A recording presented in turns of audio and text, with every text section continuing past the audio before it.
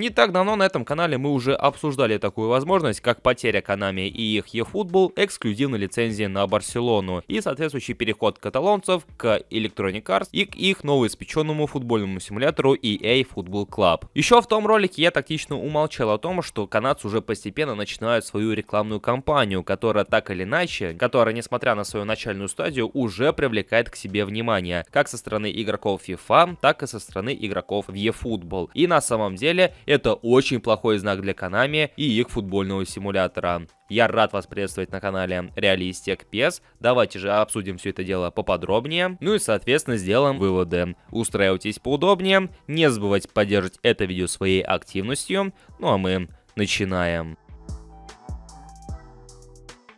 Стоит констатировать факт, что к концу футбольного сезона 22-23 какая-либо активность в eFootball постепенно сходит на нет. И не столько из-за игроков, сколько из-за самих разработчиков, которые по сути не привносят никакого контента, а просто обновляют все то, что уже было в игре ранее. Просто обновляют одни и те же ивенты, только под другой оберткой. И соответственно, как такого интереса это уже не представляет, а скорее даже утомляет. И на фоне этого постепенно Electronic Arts начинает рекламную кампанию своего нового футбольного симулятора.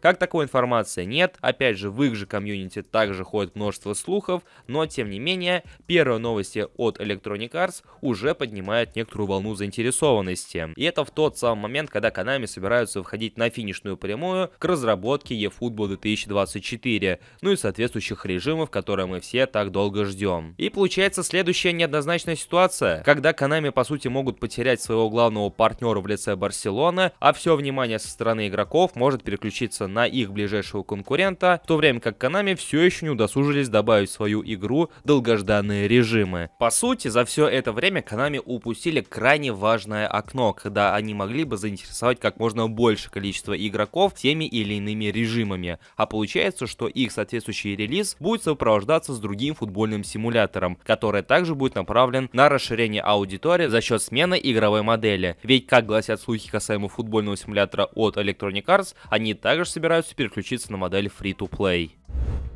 Невольно возвращаемся к теме из предыдущего ролика касаемо лицензирования клубов в eFootball, и таким образом, помимо отвлечения внимания со стороны игроков, также возникает вопрос касаемо лицензирования клубов. Если такие партнеры, как Барселона, будут уходить из игры, что мешает другим командам последовать такому же примеру? Ну и соответственно, в лишний раз у Konami будут проблемы при лицензировании других команд. Не столько потому, что у них будут проблемы, чтобы заключить контракт с той или иной командой, сколько в самой заинтересованности этих самых клубов, потому что зачем им переходить к футбольному симулятору от японцев, когда есть более интересный и продвинутый в кавычках симулятор от канадцев, который и привлекает больше аудитории и который больше на слуху, очевидно.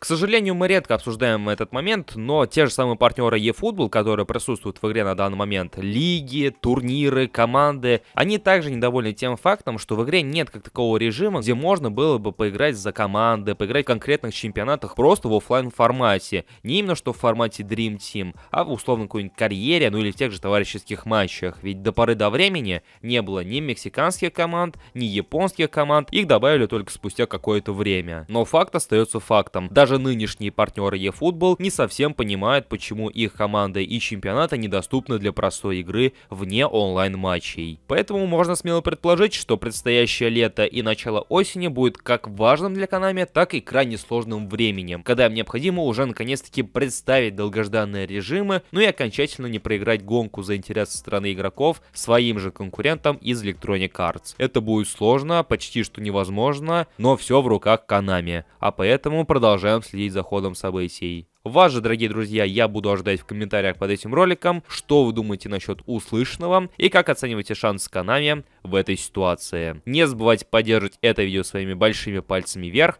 подписывайтесь на этот канал, если находитесь здесь впервые, ну и про наши соцсети также не забывайте. Ссылки в описании и в закрепленном комментарии. У меня на сегодня все. Всем спасибо за просмотр и вашу поддержку. Услышимся уже скоро. Всем пока.